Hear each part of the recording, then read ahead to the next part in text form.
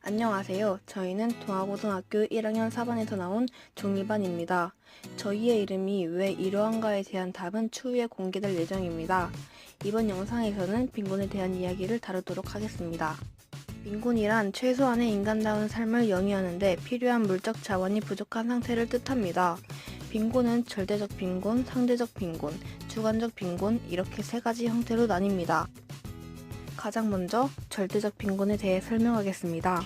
절대적 빈곤이란 객관적으로 결정한 절대적 최저 한도보다 미달되는 상태를 말합니다. 즉, 건강, 체력, 의식주 등을 유지하기도 곤란한 최저 생활 수준 이하의 생활 상태입니다. 이는 경제 성장을 통해 사회 전반의 생활 수준이 높아짐으로써 지속적으로 해결할 수 있습니다.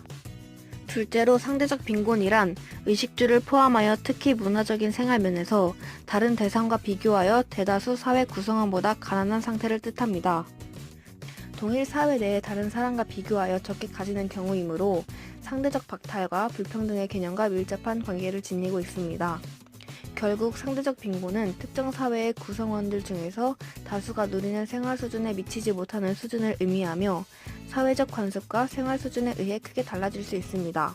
우리나라처럼 소득 분배의 형평성이 확보되지 않은 경우에는 절대 소득이 증가한다고 해도 상대적 빈곤 문제는 더욱 악화될 수 있습니다. 이제 마지막 개념 설명입니다. 주관적 빈곤은 지금 우리가 충분히 느끼고 있을 수 있는데요. 이는 제3자의 판단이 아닌 개인의 주관적인 판단 수준에서 빈곤한지 아닌지가 결정됩니다. 이쯤 되면 상대적 빈곤과 주관적 빈곤의 차이가 도대체 뭐지 싶으실 겁니다. 저희도 그랬으니까요. 이해를 돕기 위해 비교 설명을 해드리겠습니다. 상대적 빈곤을 보시면 되게 주관적이라는 생각을 할 수 있지만 절대로 아닙니다. 절대적 빈곤과 마찬가지로 객관적인 기준이 있어 객관적인 빈곤에 속한다고 할 수 있는데요. 우리나라의 경우 중위소득의 50% 미만인 상태로 정하고 있습니다.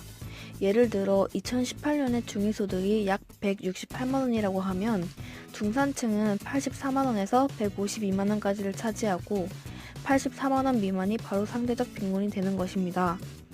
따라서 상대적 빈곤이 줄어들려면 소득의 격차가 줄어야 하는데 우리나라는 형평성이 확보되지 않기 때문에 절대 소득이 증가해도 상대적 빈곤 문제는 더욱 악화될 수 있는 것입니다. 이제 정리를 하고 이번 영상을 마치도록 하겠습니다. 크게 보면 빈곤은 주관적 빈곤과 객관적 빈곤으로 나눌 수 있는데 객관적 빈곤이 절대적 빈곤, 상대적 빈곤으로 나뉘는 것입니다. 저희 중1반은 지속 가능 발전 목표의 1번인 빈곤 종식을 위해 노력할 것입니다. 혹시 눈치채셨나요? 중1반의 종자는 빈곤 종식의 종자였습니다.